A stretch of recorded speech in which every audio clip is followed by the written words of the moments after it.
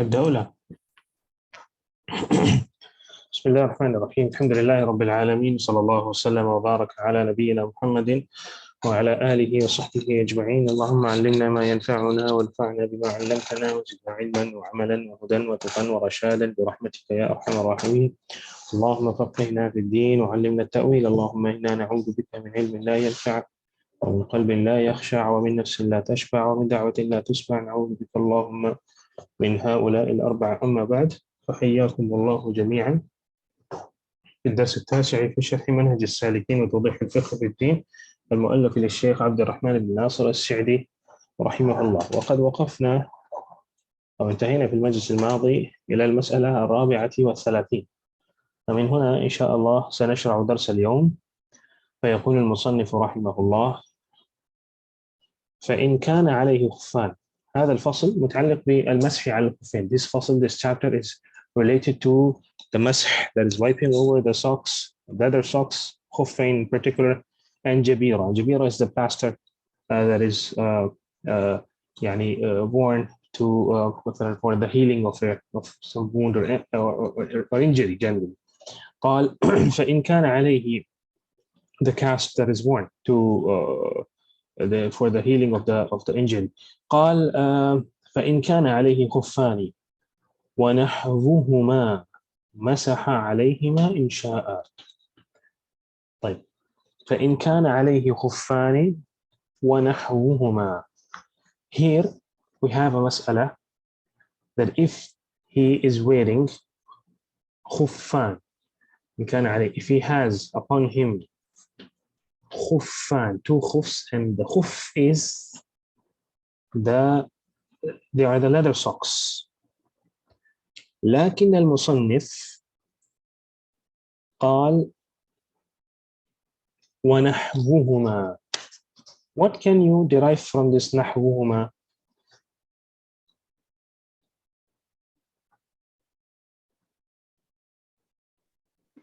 It is something that is similar to the leather socks that is worn on the feet, such as the cotton socks. Cotton socks, أحسنتم.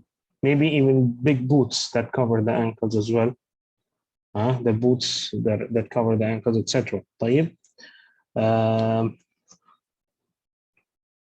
طيب.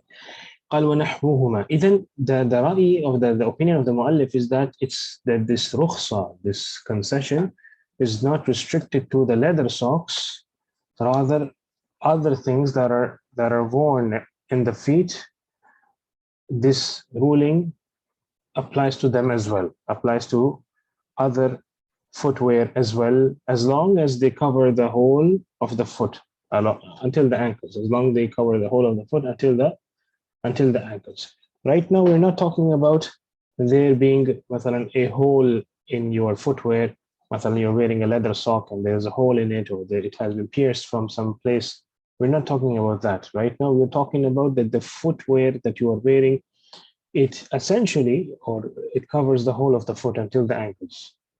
We'll come to the mas'ala of whether some part of it is pierced. What's the hukum of that? We'll come to it later on.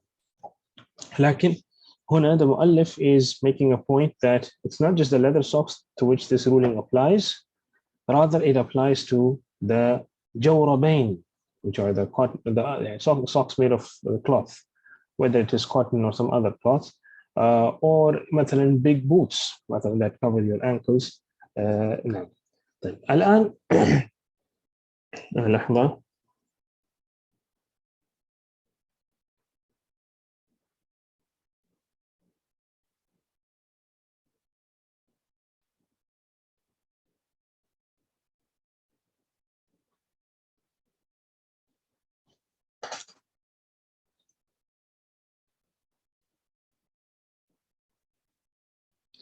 طيب قال ونحوهما, and this is the qawl of it has been narrated from some Sahaba, like Imam al-Nawawi mentions that حكى أصحابنا عن علي. I think when there's another Sahabi he mentions from whom this has been narrated that they allow wiping over the the cotton socks, or it's from Ali and Umar. قال حكى أصحابنا عن عمر وعلي رضي الله عنهما جواز المسح على الجورب. And Ibn Qudama rahimahullah, he mentions that لأن الصحابة in Mughni, he mentions لأن الصحابة رضي الله عنهم مسحوا على الجوارب. They wiped over the socks, not the leather socks and the khuffayn. He mentioned جوارب. ولم يظهر لهم مخالف في عصرهم. There was no one who opposed them in their time. فكان إجماعا. وهذا القول يعني الحنفية generally they يعني are very much opposed to this, and they say there is no dalil, and they say the salat is not valid for someone who wipes over the cotton socks and he without praise, and the salat is not valid behind him either. لكن subhanallah, يعني there is a riwayah in madhab al-Hanafi from Imam Abu Hanifa that he returned to this qawl before in the يعني at the very end of his life when he was يعني in his marad al-maut. Also, this is the qawl of Abu Yusuf, the student of Imam Abu Hanifa, and Muhammad ibn Hassan al-Shaybani. Both are the students of Imam Abu Hanifa, the main two students of Imam Abu Hanifa. And so the generally يعني المسح على الجوارب, it's not necessary for it to be leather socks, rather it can be the other kind of socks as well. But this is what we benefited firstly from the word نحوهما. Because this masala might not be repeated again, we also have to mention here the ikhtilaf of the ulama with regards to the jawarib.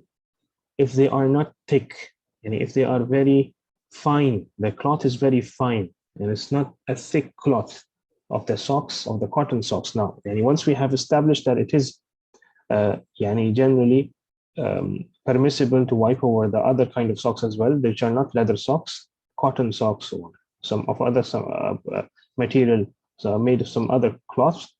Once we have established its jawaz, and also I would like to ask you the dalil for it.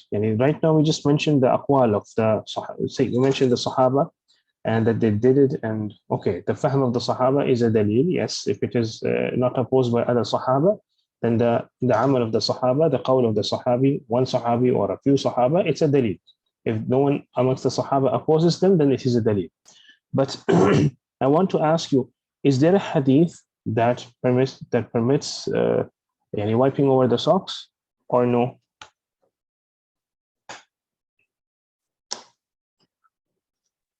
Sheikh, remember, not sure where is it, but I've read somewhere or heard from a speaker there is an hadith, maybe in Abu Dawud or somewhere. The Jorabain has been used, but I think it has been declared as maybe ضعيف.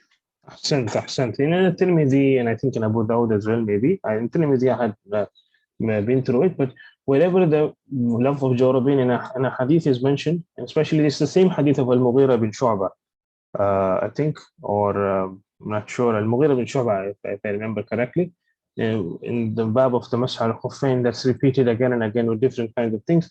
The hadith which mentions Jawrabin is da'if indeed. However,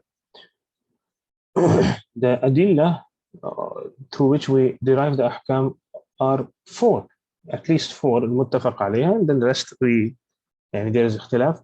لكن الكتاب والسنة والإجماع والقياس, we can easily apply qiyas to the jawrabain with the khuffain.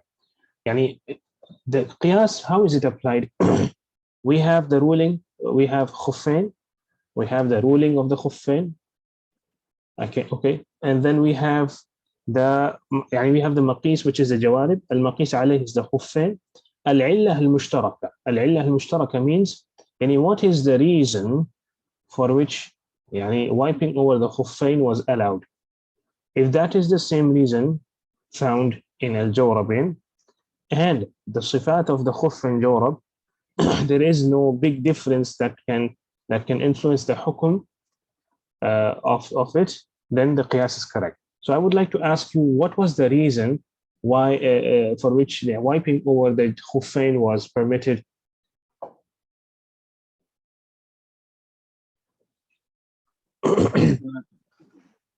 because that portion was like covered. That that body, that part was covered. So Okay, anything so that you, covers, anything مثلا that if covers, Mhm, mhm.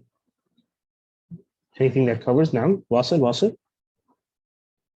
yes. So like that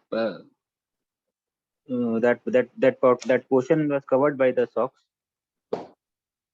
Okay. So like anything that covers that area, that foot area, Mhm. like like above beneath the ankle portion, from the ankle to the feet. So it will come on. It should come on that same hukum.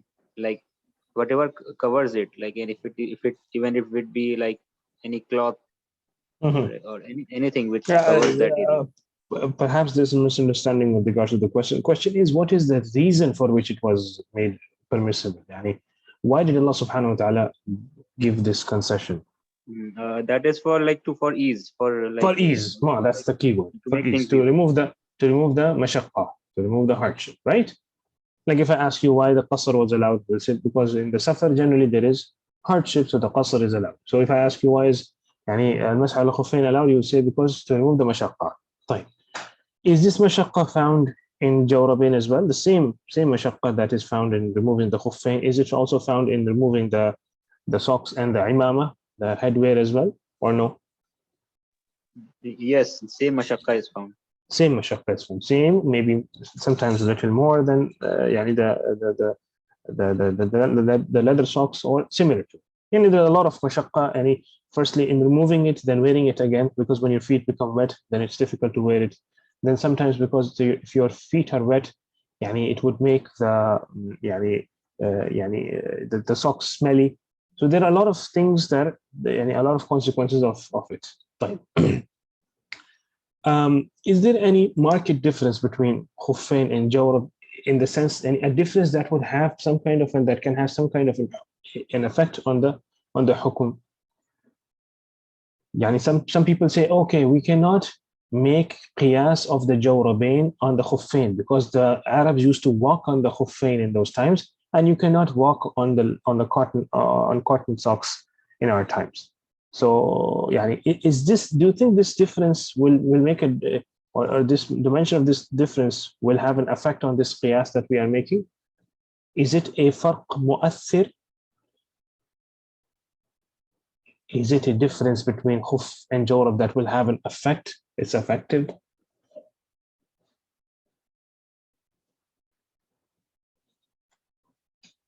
It wouldn't have any effect on the hukum, in the sense that as long as it is footwear and as long as there is mashaqqa, it will take the same hukum.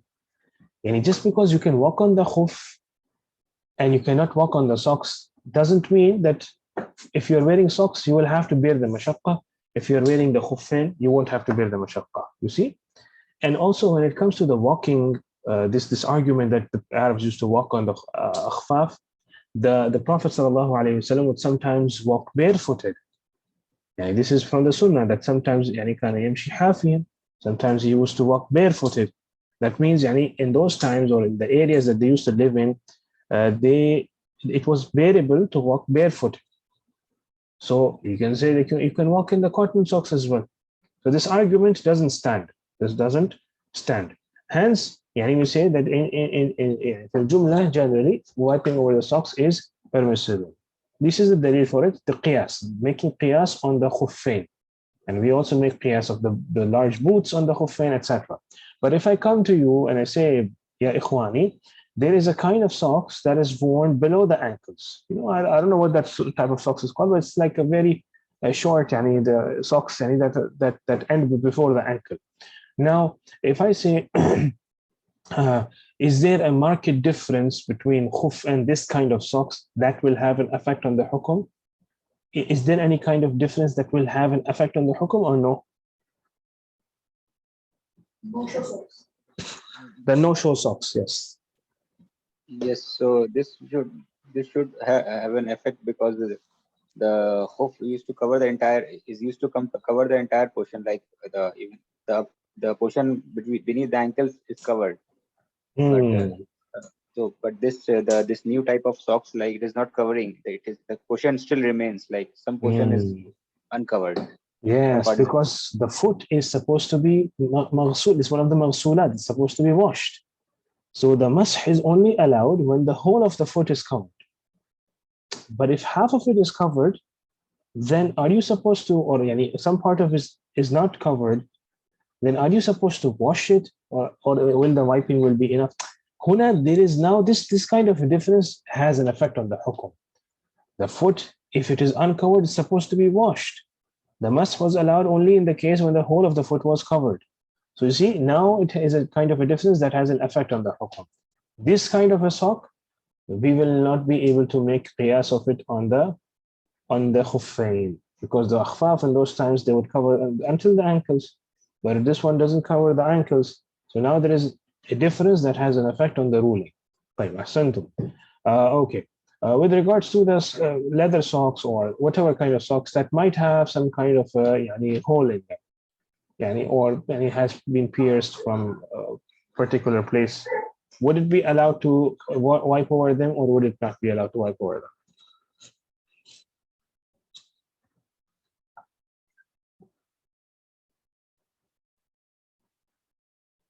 it's like like on the like if we like this happens, like I've seen people like they like some portion is like torn off, or so just on the like zahiri from the zahiri perspective, like it seems that this shouldn't be allowed. Like we shouldn't like permit people, like if it is torn, so you can, it will be okay. We should not take the matter lightly, because the hadith which comes to my mind is that one which the Prophet sallallahu alaihi wasallam saw a spot, that spot was not washed, so he instructed the companion to go like redo the wudu. So if we take this hadith, so it seems that it is like if it is torn, one shouldn't wipe over it. طيب أحسنت. This is a قول that يعني if it is torn, you shouldn't be يعني wiping over it, because it is not permissible to يعني to you can say join or have يعني الجمع بين الموضع المغسول والموضع الممسوح. يعني to have both of them in one place. يعني the foot which is supposed to be washed, it is because it's uncovered, it's supposed to be washed. So الجمع بين المغسول والممسوح لا يجوز. This is the أصل. However, يعني the Musannif himself, Sheikh Abdul Rahman Nasr al-Sa'di, his qawl is that, and there are others who say this as well, that in the time of the Sahaba and in the time of the Prophet sallallahu alaihi wasallam, generally the يعني the leather socks wouldn't be in the perfect condition. They would walk on it, مثلا, they would maybe even climb mountains, and it was always exposed to these kind of يعني things that would produce a tear in the socks. So based on this, يعني the ulama have permitted the يعني wiping over the socks which have some kind of a hole in it or are torn. However, some have said that only if it is a very slight tear, then it is allowed. Others have said that generally, even if the portion that is torn is more than a little bit, it is allowed, مطلقا, in the absolute sense, as long as it is possible to walk on it. Why do they say as long as it is possible to walk on it? Because if it is not possible to walk on it, that means that it's not taking the ruling of a sock, of the leather sock. It's it's not a leather. You're not, if it is totally torn and you cannot walk on it, you cannot use it, that means that you are not wearing a leather sock then. It doesn't serve the purpose it was worn for, and hence it wouldn't take the ruling of that particular of the leather socks.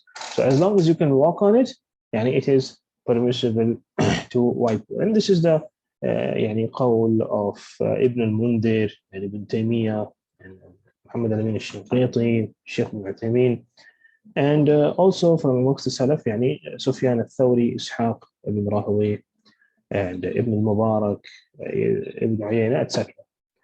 طيب إذن هذه المسائل المتعلقة بالخفين والجوارب. قال مسح عليهما إن شاء. If he has the option, if he wants to, he can wipe over them.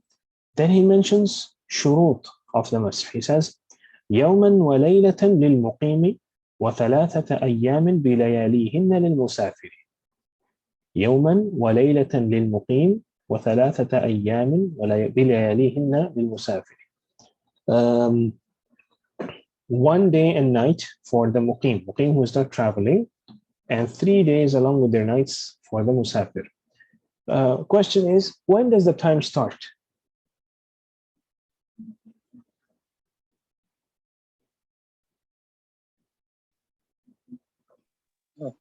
Time from the first, is it from the first wash? Does it start from the time you have worn the socks? مثلا you did wudu today, and مثلا at 9 o'clock in the morning, and then the first time, and then you wore socks at 10 o'clock, and the first time you did wudu after يعني breaking it, after invalidating it, was at 2 o'clock. So when will the time start for the khuffin?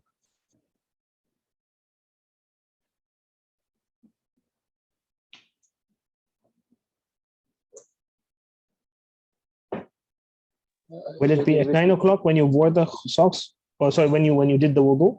Will it be 10 o'clock when you had worn the socks? Or would it be 2 o'clock? Or let's make it more difficult. Make it more difficult. I'll say 9 o'clock, you would perform wudu. 10 o'clock, you wore the socks. 12 o'clock, you did wudu without invalidating it, just the mustahab wudu. Mustahab means and just for the sake of, because it was about to be time for dhuhr prayers, you said, no, let me renew my wudu. But you hadn't invalidated it. Then at 1 o'clock, you invalidated the wudu. And then at 2 o'clock, you performed wudu again after invalidating the wudu at 1 o'clock. What time will the time for masah start? If we think like logically, when there is a time slot in Sharia, like 1 day for the muqim and 3 days for the traveler. So like if we say, I'm thinking, like discussing, if we say that it starts from the first wash, like when you have broken your wudu, you wore the socks at 9 o'clock, then you broke your wudu at 2 o'clock or 3 o'clock, and then you made the masa, you did the masa. So if we say that the time starts at 2 o'clock, so like I'm thinking, like what sense does it make? Like if we, I mean, what is the usage of that, like designating it for 1 day or 3 days? If we take it after the first wash, so logically thinking, like it should apply like when we wore it at 9 o'clock. So time should start from then. So otherwise, what is the like difference? Like 1 day, like the illa or the reason. And you mean that's the same day, whether it's 9 o'clock or 2 o'clock? That's what you mean? Yes. I mean, like it should just thinking like logically, like it should start from the time I wore the socks. Like the first time I made the wudu, I made wudu and wore the socks. I wore the socks at 9 o'clock itself. So you say 9 o'clock. Okay, that means for the muqim, it will end the next day at 9 o'clock. Yes, it seems like this. Like oh, okay, but I didn't understand the reason that you were discussing. The reason is like I'm thinking like first the Sharia has allowed like 1 day for the muqim and 3 days for the traveler. So why is the Sharia allowed? I'm thinking like why 1 day and 3 days?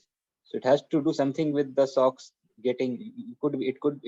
It may be has to do with something with the socks, like getting maybe smelly or being like Yani that need to be changed or need to be cleansed, or feet need to yes, be yes, washed. yes. So the I think the reason behind this could be that like for after one day, like it is like if you are a mukim, so you should replace it. It will become smelly or something else. Okay. So if I hope I have conveyed like. Okay, I understand. Yani you're saying that the illah of it being one day for the muqim is that yani you ought to wash your feet after one day. It's that's what yani cleanliness requires of you. So we shouldn't extend the time too much. We shouldn't say that it started at 2 o'clock. Rather, if one day has passed since you had worn the socks, then you should يعني the mudda of the masah should end. This is the reasoning you're putting forward, right? Yeah, yes.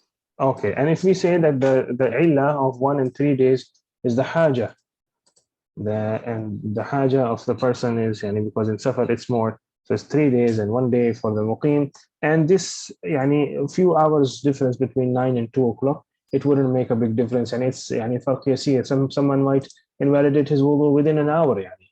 So some can say that it's yani not a big yani difference, not a farq kabir jiddan. And yani, in any case, you would have to make wudu for the next salah.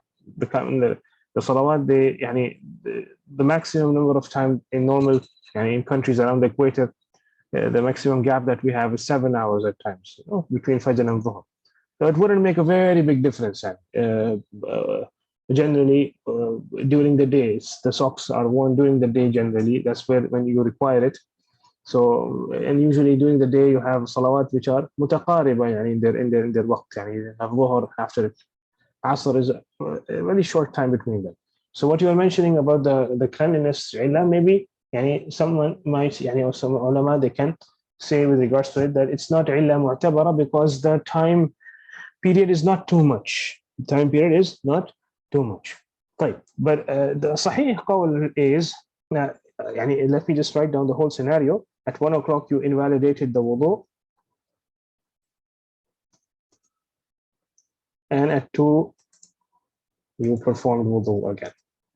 According to the Sahih qawl with regards to this is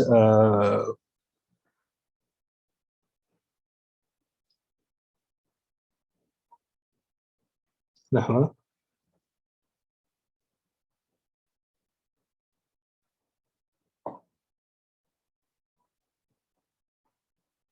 No. The Sahih qawl is that it is supposed to start at 2 o'clock. When you perform the first wudu after hadath, after invalidating it, when you perform the first wudu, that's when the time starts, and that will be 2 o'clock in this scenario here. And this is the qawl of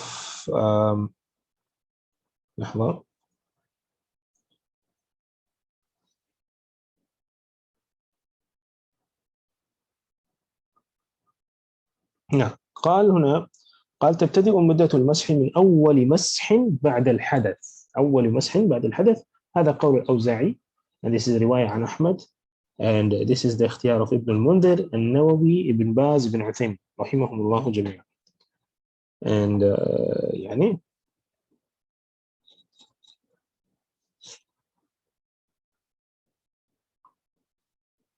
So from the آثار you have a dalil here. It says عن أبي عثمان النهدي أنه قال حضرت سعدا وابن عمر يختصمان إلى عمر في المسح على الخفين.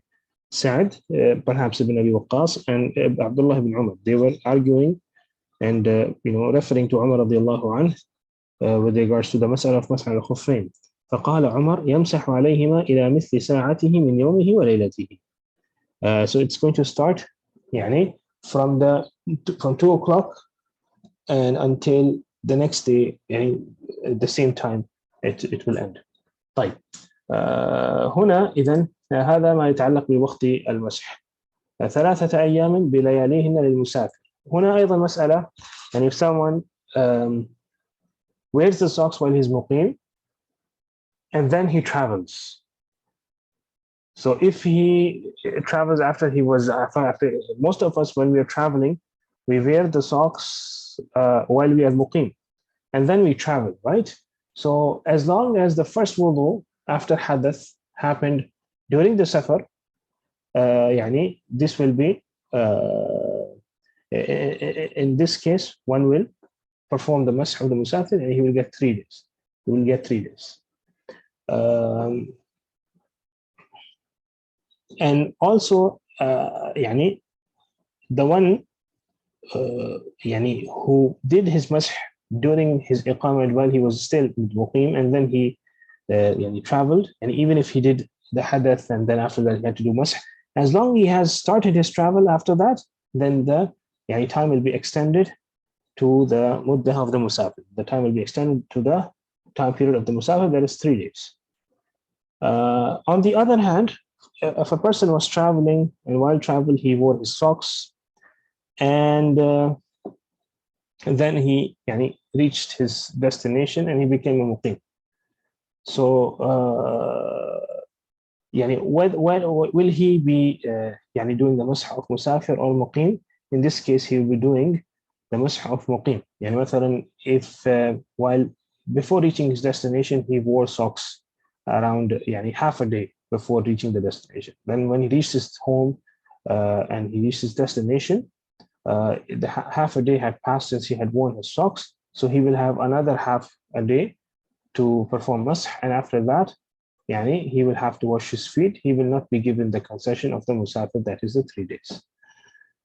طيب قال هنا ثانيا بشرط أن يلبسهما لبس يلبس أن يلبسهما بشرط أن يلبسهما على طهارة. This is another shart, that the person should have worn these socks while he was in the state of tahara. And the dalil for this is that the Prophet sallallahu alayhi wasallam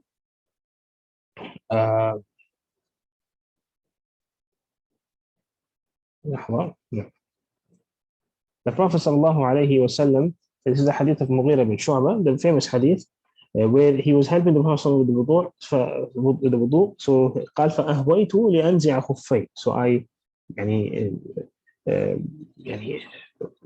directed, or I يعني moved to remove his خفين. فقال دعهما, leave them, فإني أدخلتهما طاهرتين, because I يعني put my feet into the خفين طاهرتين while if they were in the state of طهارة. فمسح عليهما. So the statement of the Prophet makes it clear that if it had he not worn the خفين على in the state of طهارة, then it would have been a must to wash the feet.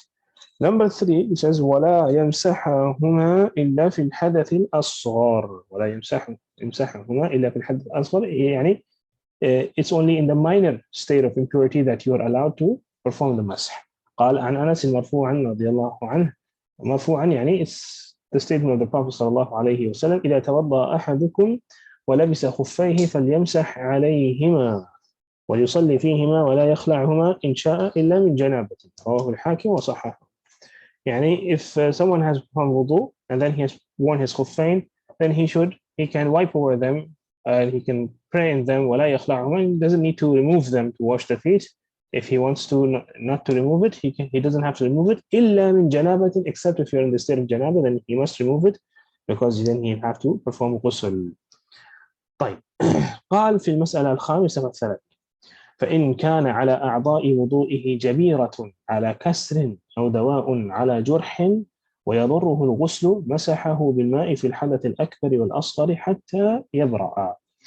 قال if يعني on one of his body parts يعني there is a cast because of a fracture in his bone على كسر أو دواء على جرح, or there is a يعني medicine that has been applied upon a wound ويضره الغسل, and it will be harmful for him to wash that particular body part from the body parts of wudu, or during ghusl any body part, مسحه بالماء, then he can perform مسح on it في الحدث الأكبر والأصغر, in both حدث الأكبر and in الحدث الأصغر, minor and major, both kinds of impurities he can perform مسح on it. طيب لحظة.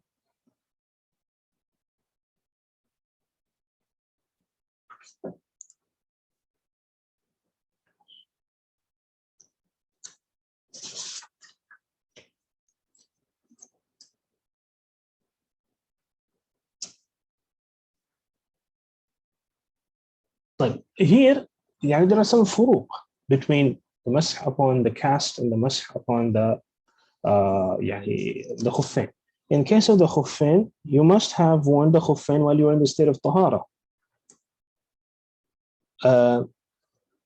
While in case of the جبيرة, يعني the cast, يعني of course it's not a must that you were in the state of طهارة when you had يعني when you had the cast worn, or when you wore the cast, or مثلا when you apply the medicine on your جرح. So here the طهارة, the يعني مسبقة will not be a شرط. Also, the time, there's no time limit for it. As long as there is حاجة, you will be allowed to perform مسح on it. In الخفين, you can only do it with the حدث with أصغر. In جبيرة with حدث أصغر and أكبر, both. So these are some of the differences here. طيب هنا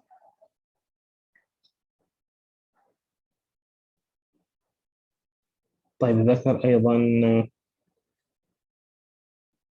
لحظة.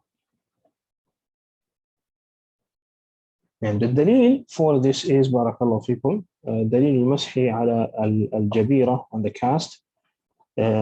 This is the اتفاق of المذاهب الأربعة. And this is يعني الذي يظهر, this is يعني قياس on the خفين, and the حاجة here is greater than the حاجة with regards to the خفين. يعني in the خفين there was only a slight مشقة in moving it, but in جبيرة there is very great مشقة in moving it, and it will يعني deteriorate your condition and aggravate مثلا your wound or injury, and hence يعني it takes the same حكم as the خفين. طيب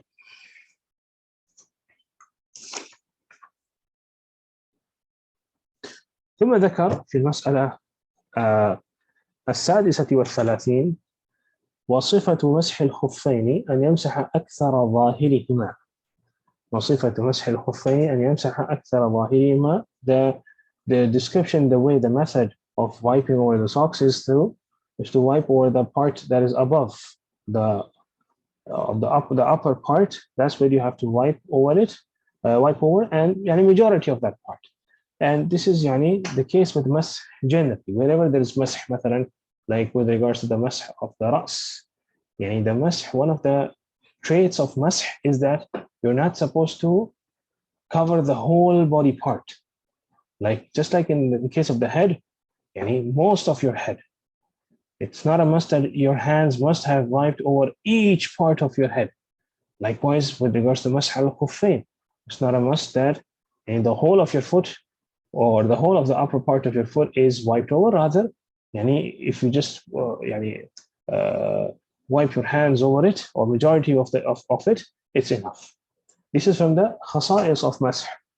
On the other hand, with regards to the ghusl requires that the whole of that part must be washed, and the water must occur on all of the part, and it's not permissible to leave out even a single spot. Interestingly, with regards to the مسح على الخفين, it's mentioned in the kutub of Aqidah as well.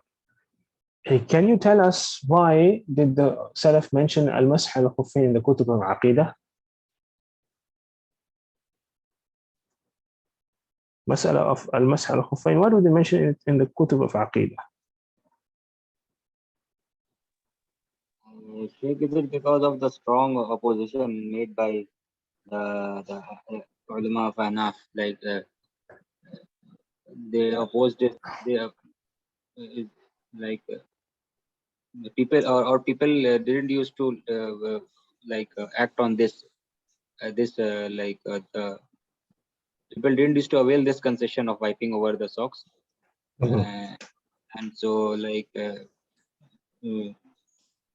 this was to reinforce or to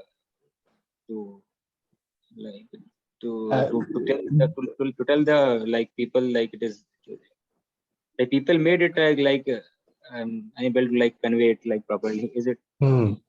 هو الحقيقة it's not because الأحناف they view that it is permissible to wipe over the leather socks. The only thing that they differ with يعني especially the متأخرين يعني not the يعني the students of Imam Abu Hanifa, rather يعني those after them the ulama of the madhab, they differ with regards to the jawari. That's okay, that's fine. يعني there are other aqwal, but there are sects like the Rafida who يعني deny the mashru'iyah, the prescription of wiping over the socks altogether. They deny that. They say it's not permissible at all. And the Salaf, they mention Masaa'il in the Kutub of Aqidah, Masaa'il related to Fiqh. They mention them when these Masaa'il become the alama, the sign, the alama of Ahl Sunnah wal Jama'ah. When they become the alama of Ahl Sunnah, and or the opposition of these Masaa'il becomes the alama of Ahl al-Bid'ah, then this is when they will mention a mas'ala fiqhiyya in the kutub of aqidah. From amongst them is al-mas'al al-khuffayn. From amongst these masail is al-khuruj al-hakim. Al-khuruj al-hakim, yani rebelling against the hakim who is Muslim. This is a mas'ala fiqhiyya. لكن ذكرت في كتب العقيدة. لماذا? Because it became an alama of a deviant sect, that is the Khawarij. It became an alama of other deviant sects like al-Mu'tazila, مثلا. So what makes, so in the Kutub of Aqidah, they don't mention only the Masail related to belief, they also mention what makes Ahl Sunnah stand out from the deviant sects. What makes Ahl Sunnah stand out from the deviant sects. From amongst those Masail is al-Masah al-Khuffayn, because it makes the Ahl Sunnah stand out from the Rafidah. Rafidah, they deny Masah al-Khuffayn. Why would they deny it? Because the Quran didn't mention it. According to them, it doesn't mention it, right? And the hadith al-ahad, مثلا, or even other sects that would deny a hadith al-ahad, they would say, خلاص مسح الخفين mentioned the hadith ahad, they aren't hujjah, hence we don't accept them.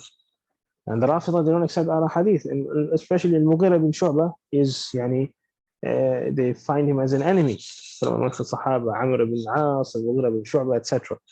So it became an alama of Ahl Sunnah that they view the permissibility of al-Masah al-Khuffayn.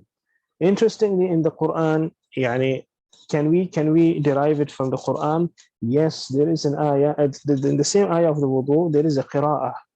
There is a qira'ah in the same ayah of wudu. The ayah of the wudu is يا أيها الذين آمنوا إذا قمتم إلى الصلاة فاغسلوا وجوهكم وأيديكم إلى المرافق وامسحوا برؤوسكم وأرجلكم إلى الكعبين. صح؟ أرجلكم with the نصب. There is a qira'ah of أرجلكم, and this qira'ah mutawatira. Ibn Kathir, Abu Amr, Shu'bah, Abu Ja'far, Khalaf, all of them, they read this ayah as وأرجلكم وامسحوا برؤوسكم وأرجلكم.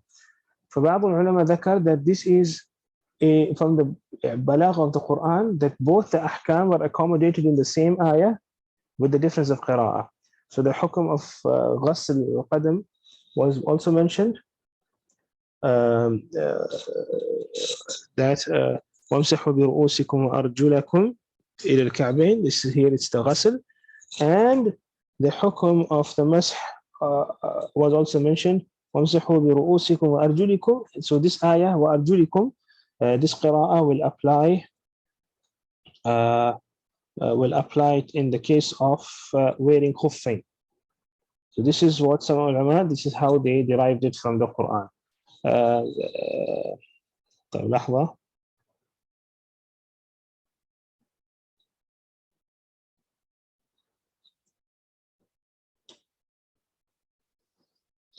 The Rafida, on the other hand,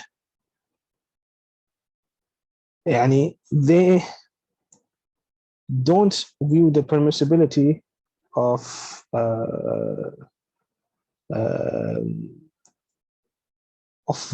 wiping over the socks. Rather, they wipe over the feet themselves. They don't wash the feet, they wipe over the feet. And they say وأرجلكم, this is for wiping over the feet. And the dalil that I mentioned to you is also mentioned by Ibn Hazm. Ibn Hazm says وأما قولنا في الرجلين فإن القرآن نزل بالمسح. He says the Quran has masah in it. قال الله تعالى وامسحوا برؤوسكم وأرجلكم سواء قرئ بخفض اللام وفتح بفتحها هي على كل حال عطف على الرؤوس إما على اللفظ وإما على الموضع لا يجوز غير ذلك لأنه لا يجوز أن يحال بين المعطوف والمعطوف عليه بقضية مبتدأة. طيب. So يعني the Salaf and amongst the يعني the earlier scholars they have used this ayah to prove the يعني to prove the مسح to prove the مسح. طيب. There is a very interesting مسألة here. Subhanallah, we read it in Aqidah Tahawiyah. I'm not able to recall it right now. Subhanallah.